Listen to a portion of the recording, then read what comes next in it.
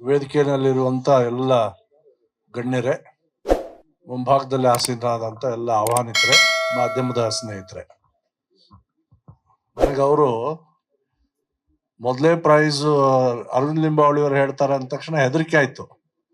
ಅದು ನಾನೇ ದುಡ್ಡು ಕೊಡ್ಬೇಕನ್ನೋ ಅಂತ ಅನಿಸ್ಬಿಡ್ತು. ಸೊ ಲೋಗೋ ಓಪನಿಂಗ್ ಕರೆದ್ಬಿಟ್ಟು ಇವ್ರು ದುಡ್ಡು ಕೇಳ್ತಾ ಇದಾರಲ್ಲ ಅಂತ ಅನಿಸ್ತು ಒಂದು ಕ್ಷಣ. ಆಮೇಲೆ ಗೌಡ್ರು ಹೇಳಿದ್ರು, ಇಲ್ಲ ಒಟ್ಟಿಗೆ ಮಾಡ್ಬಿಟ್ಟಿದ್ರೆ ಒಳ್ಳೇದಿತ್ತು, ಈ ಕನ್ಫ್ಯೂಷನ್ ಇರ್ತಿರ್ಲಿಲ್ಲ ಅಂತ. ಏನೇ ಆಗ್ಲಿ, ಬಹಳ ಗ್ರಾಮೀಣ ಭಾಗದ ಯುವಕರಿಗೆ ಪ್ರೋತ್ಸಾಹಿಸುವಂತ ಈ ಕೆಲಸವನ್ನ ಮಾಡ್ತಾ ಇದ್ದಾರೆ. ಕ್ರಿಕೆಟ್ನಲ್ಲಿ ಬೇರೆ ಆಟಗಳಲ್ಲಿ ಜಾತಿಗಳಿಲ್ಲ. ಅದರ್ವೈಸು ನೀವು ಈ ರಾಜಸ್ಥಾನ್ ಟೀಮ್ ಇದೆಯಲ್ಲ, ಅದರಲ್ಲಿ ಒಬ್ಬನ ಆಟ ಆಡ್ತಾನಲ್ಲ, ಪಾನಿಪುರಿ ಮರ ಅವನು. ಸೊ ಹೀಗಾಗಿ ಜಾತಿ ವಿಷಯದ ಬಗ್ಗೆ ಇಲ್ಲಿ ಚರ್ಚೆ ಅಪ್ರಸ್ತುತ ಅನ್ಸತ್ತೆ. ಯಾರಿಗೆ ಚೆನ್ನಾಗಿ ಕ್ರಿಕೆಟ್ ಆಡಕ್ ಬರುತ್ತೋ ಅವ್ರು ಬಂದೇ ಬರ್ತಾರೆ ಮೇಲೆ.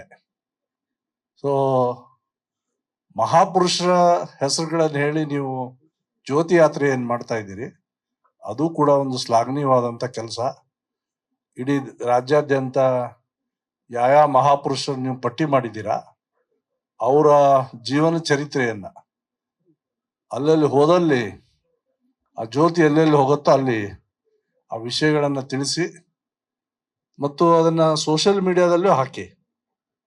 ಇವತ್ತಿನ ಯುವಕರಲ್ಲಿ ಆಸಕ್ತಿ ಇದೆ, ಆಸಕ್ತಿ ಇಲ್ಲ ಅಂತ ಇಲ್ಲ, ಆಸಕ್ತಿ ಇದೆ, ನೋಡ್ತಾರೆ ಅನೇಕರು.